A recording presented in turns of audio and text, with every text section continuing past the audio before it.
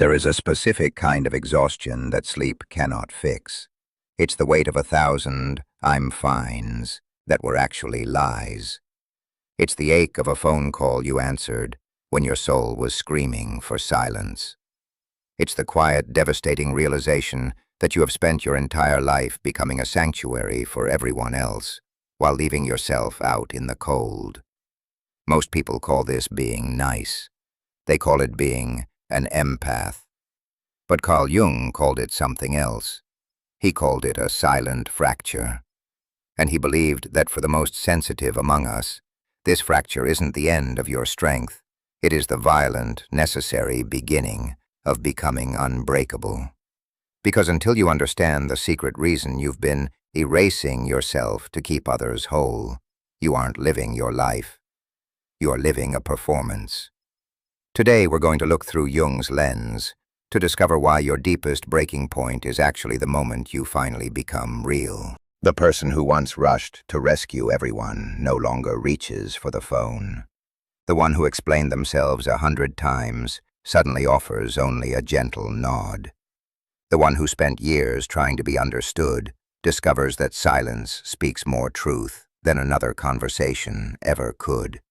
To outsiders, it looks cold. Carl Jung believed it's the beginning of individuation, and that changes everything. Because Jung believed that every human being carries two lives. The first is the life we perform. The second is the life waiting beneath the performance. But here is the mystery Jung spent decades exploring. Every compliment becomes another brick in a prison they cannot see. Every thank you becomes another reason to ignore the quiet voice inside whispering, "Who is taking care of you?"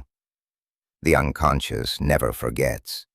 Every dismissed intuition, every boundary crossed, every manipulation explained away, every betrayal forgiven before it was even acknowledged. None of it disappears. It descends. It enters the shadow. And the shadow is patient. Every moment you choose another person's comfort over your own truth is carefully recorded by an ancient library who never sleeps. You may forget. Your unconscious does not. Jung believed the psyche seeks wholeness. Your mind is tired of being split in two. And whenever one part of ourselves is sacrificed long enough, another part begins knocking from beneath the surface. At first, the knocking was gentle. Fatigue, restlessness, an unexplained desire to disappear for a while. Most ignore it. So, the knocking becomes louder. Anxiety, irritation, relationships that suddenly feel impossible to maintain. Still, they ignore it.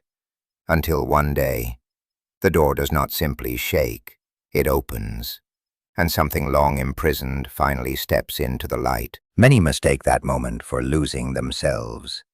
Jung believed it was the first time they were truly meeting themselves. The unconscious called it unfinished business. And here lies the paradox. The empath possesses extraordinary perception. They notice inconsistencies. They feel emotional undercurrents. They recognize pain hidden beneath words. Yet the same gift that allows them to see everyone else clearly often blinds them to one person, themselves. Carl Jung saw this contradiction repeatedly. He noticed that the most sensitive individuals often carried the harshest inner judge, a quiet voice that insisted, "Try harder, be more patient. Surely this time they will choose you." But the psyche cannot survive endless self-abandonment.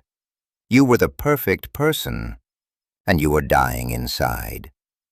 Eventually, another voice begins to emerge, quieter, stronger. It does not argue, it observes. It watches every manipulation without explanation. It watches every broken promise without excuse. It is no longer impressed by potential. It is interested only in truth. This is where the story changes. Not through confrontation, but through recognition. Because the greatest illusion is not believing others will change. It is believing you must disappear so they never have to. That illusion cannot survive forever. Every archetypal journey reaches the same threshold. The people who finally crossed rarely wanted to return, not because they stopped loving, because they finally experienced what it felt like to exist without carrying lives that were never theirs to carry. What happened after that crossing disturbed Jung's contemporaries. The caretaker became impossible to manipulate. The peacemaker stopped negotiating with chaos. The rescuer quietly walked away from fires they did not start. Observers called them distant, some called them selfish, others whispered they had changed. They were right. They had changed. But not into someone colder, into someone whole. And that is where our journey truly begins, because the silent fracture is only the first crack in the mask. What emerges through that opening is the very force society taught the empath to fear. This library that silently records everything. Jung called it the shadow. And once the shadow speaks, nothing remains the same. Most people think the shadow is a monster, but for the empath, it's actually a rescue mission, starting with one quiet, unbearable question. Why am I the only one carrying this? For years, the empath refuses to listen. They explain, they forgive, they reinterpret what should have been obvious. They call manipulation misunderstanding. They call neglect temporary stress. They call emotional abandonment unconditional love. Your mind keeps telling you that your pain is just being patient. But beneath consciousness, another intelligence is watching. Carl Jung believed that every truth you hide doesn't go away. It just waits in the back of your mind. Not to punish us, but to complete us. Imagine descending a spiral staircase beneath an ancient monastery. Stone walls breathe with centuries of silence. Candles flicker against forgotten manuscripts. Dust hangs in the air like suspended memories. At the bottom waits a figure, not an enemy, not a stranger. A version of yourself that remembers every moment you decided someone else's comfort mattered more than your own soul. It does not accuse, it simply looks at you. And somehow, that gaze is unbearable. This unbearable truth acts like a light, illuminating the parts of your life you've spent years trying to ignore. Because the shadow never asks, "Who hurt you?" It asks, "Why did you keep abandoning yourself after you knew?" There is no immediate answer, only silence. And in Jungian psychology, silence is rarely empty. It is incubation. The psyche prepares to reveal what consciousness has resisted for years. This is why transformation almost always begins with betrayal. Not because betrayal creates the wound, because betrayal illuminates the wound that has always existed. One conversation, one discovery, one impossible realization, and suddenly the entire architecture of a life begins to tremble. The empath notices something strange. They are no longer shocked by what happened. They are shocked that they expected something different. The mask slips, not from another person, from themselves. For the first time, they see every compromise standing together, like statues in an abandoned garden. The friendship, sustained entirely by their effort. The relationship built upon endless understanding, but almost no reciprocity. The family role they inherited without ever choosing. One memory becomes 10. 10 become 100. Patterns emerge where isolated incidents once lived, and patterns possess extraordinary power. Because a single painful event invites explanation, a pattern demands awakening. Jung observed that consciousness expands the moment repetition becomes visible. The psyche whispers, "Look again, look deeper, look honestly." Then something remarkable happens. The empath stops asking, "How do I make this relationship work?" and begins asking, What part of me believes I must earn belonging? Everything changes because the problem is no longer outside. The journey has turned inward. This is the entrance to the labyrinth. Ancient cultures feared labyrinths because they understood a hidden truth. The person who enters never returns unchanged. Every turn removes another illusion. Every corridor echoes with forgotten identities. The pleaser, the fixer, the peacekeeper, the rescuer. Titles once worn like sacred robes now lie scattered across the stone floor. One by one, they become too heavy to carry. The empath reaches for them, then pauses. For the first time in their life, they choose not to pick them back up. That single decision creates a disturbance throughout their entire world. People notice. Some become confused. Some become offended. Some become desperate. Those who depended upon endless access begin knocking louder than ever. Messages arrive. Emergencies appear. Old guilt returns wearing familiar faces, like that one relative who only calls when they need money, or the friend who makes their crisis your responsibility. But something inside has shifted, not dramatically, almost invisibly. The empath listens. The empath understands. The empath still feels compassion, and yet they remain still. No frantic explanation, no rescue mission, no emotional negotiation. Stillness has entered the nervous system, and stillness is profoundly disruptive to those accustomed to controlling movement. Here is the paradox Jung found so fascinating. The integrated person appears quieter while becoming infinitely stronger. Power no longer announces itself. It no longer argues. It simply exists. The old personality would chase closure. The emerging self chooses clarity. The old personality would explain boundaries. The emerging self lives them. The old personality would sacrifice peace to preserve connection. The emerging self allows connection to reveal whether peace can remain. Notice the rhythm. Nothing external changes first. Consciousness changes, reality follows. This is the mysterious law hidden inside individuation. Outer life reorganizes around inner truth, not immediately, not comfortably, but inevitably. There comes an evening unlike every other. The room is completely silent. No crisis needs solving. No emotional fire demands extinguishing. No one is asking for another piece of your spirit. At first, the quiet feels unfamiliar, almost frightening. The conditioned mind mistakes peace for loneliness. It searches for another problem to solve, another person to save, another burden to carry. Then the pattern breaks. Instead of reaching outward, the empath stays. They sit in silence.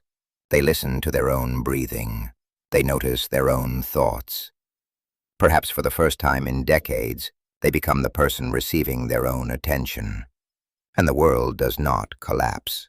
No catastrophe arrives. No invisible law punishes them for resting. Only a realization, gentle, liberating. Perhaps love was never meant to feel like disappearance. Perhaps compassion was never meant to require exhaustion. Perhaps the soul has been waiting patiently beneath obligation, hoping one day to be chosen. This realization does not create arrogance. It creates gravity. The empath begins moving differently, speaking differently, even walking differently, not because they have built higher walls, because they have finally discovered an inner home. People sense it before they understand it. Conversations become more honest. Manipulation loses its rhythm. Those seeking endless access quietly drift away. Those seeking authenticity move closer. The psyche has become an invisible compass, no longer pointing toward approval, pointing toward truth. And somewhere within the deep chambers of the unconscious, The forgotten figure from the monastery staircase watches without judgment. The shadow no longer stands across from the empath. It stands beside them, no longer demanding recognition, offering protection. No longer whispering through anxiety, speaking through discernment.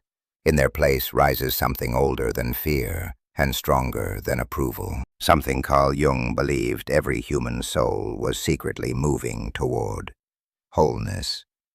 But wholeness carries a cost, because the moment you stop abandoning yourself, you begin seeing every place where you once disappeared.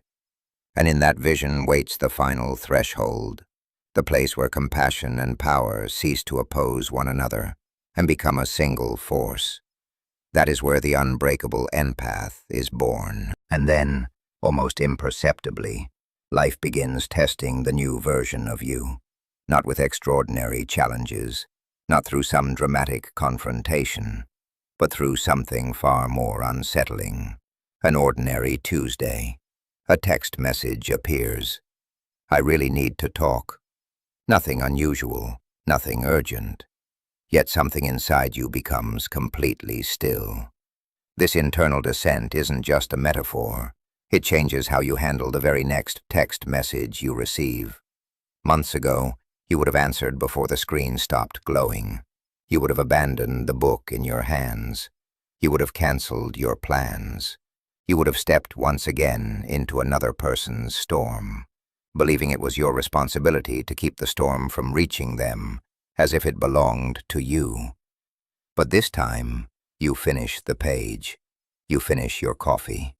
Only then do you answer, not from guilt, not to prove that you are still the dependable one, but because something long forgotten has finally entered your awareness. Most people would call this a boundary. Carl Jung would have recognized something much deeper. That choice, to say no without explanation, changes everything. It is the first step toward what Jung called individuation, the process of becoming the person you were always intended to be, before adaptation became identity, before being needed became more familiar than being known. If this sounds like a lot to carry, it's because it is. But here is the secret Jung discovered about where all that weight actually goes. Imagine your inner world as an ancient temple hidden beneath a mountain. For years, its gates remained open. Every traveler entered without invitation. Some arrived carrying sorrow. Some carried anger. Some left their burdens on the floor and walked away lighter. You welcomed them all. You believed this was love. You believed this was virtue. But when the temple belongs to everyone, it slowly belongs to no one. The sacred becomes ordinary. The altar becomes storage. The silence disappears beneath endless footsteps. Most people would call this a boundary. Carl Jung would have recognized something much deeper. That choice, to say no without explanation, changes everything. For the first time, you descend into the oldest chamber of the temple. You pull up the 3 heavy oak chairs to the table of the self. You invite the ones you've kept hidden in the basement of your subconscious. You invite the shadow, not the monster you feared, the protector you misunderstood, the part of you that became tired long before your conscious mind admitted exhaustion. You no longer fear its darkness. You realize it holds the very strength you've been missing. The one who whispered, "This is enough," while the rest of you kept smiling. For years you called this voice selfish. Today you recognize it as wisdom wearing unfamiliar clothes. You invite the frightened child, still believing love must be earned through usefulness. You do not argue with this child. You simply pull her chair closer and tell her the debt has been paid. You no longer have to work for what was always yours. And you invite the wise observer, silent, patient, watching everything without panic, the part of you that notices the ordinary Tuesday for what it truly is, not a crisis, not a test of loyalty, only another opportunity to remain centered inside yourself. Every forgotten piece of you, the frightened child, the silent observer, even the protector you once called selfish, are all finally returning to the same table. Not as strangers, but as family. This is the hidden reward waiting beyond the shadow. Not perfection, alignment. You stop orbiting around everyone else's expectations. You discover your own center of gravity. And once that center is found, the entire universe rearranges itself. Because your worth is now a fact of your own internal architecture. Jung believed every person carries an inner center, a place untouched by approval or rejection. People notice before you do. Some call you distant, some call you different, some insist you have changed. And they are right. For years you believed peace depended on everyone else being happy. Now you discover peace can exist even when someone misunderstands you. That realization is freedom. Not the loud freedom of rebellion, the quiet freedom of no longer arguing against your own intuition. People often imagine strength as resistance. Jung suggested something different. Real strength is integration. It is the ability to feel deeply without drowning, to love completely without disappearing, to help generously without becoming responsible for another person's choices. The empath does not stop feeling. They stop bargaining with reality. They stop trying to rescue potential while ignoring behavior. They stop confusing familiarity with safety. The world did not become less complicated. Your inner world became less divided. Families still argue. Friends still disappoint. People still project their wounds onto anyone willing to carry them. The psyche is no longer pulling in opposite directions. And this is why the awakened empath appears so calm. Not because they feel less, because they are no longer negotiating against themselves every waking moment. Perhaps that is the final paradox. They still notice sadness hiding behind practiced smiles. They still sense loneliness in crowded rooms. They still hear the trembling beneath confident voices. Their gift never disappears. Only the unconscious obligation does. They help because they choose. They stay because love is reciprocal. They leave because truth deserves loyalty too. Choice replaces conditioning. Consciousness replaces compulsion. And suddenly every betrayal, every disappointment, every lonely night begins revealing its hidden purpose. None of it arrived to make you harder. It arrived to make you whole. So if your silence has become louder than your explanations, if your boundaries have grown stronger than your guilt, if your peace has started feeling more valuable than endless approval, do not mistake this for losing your heart.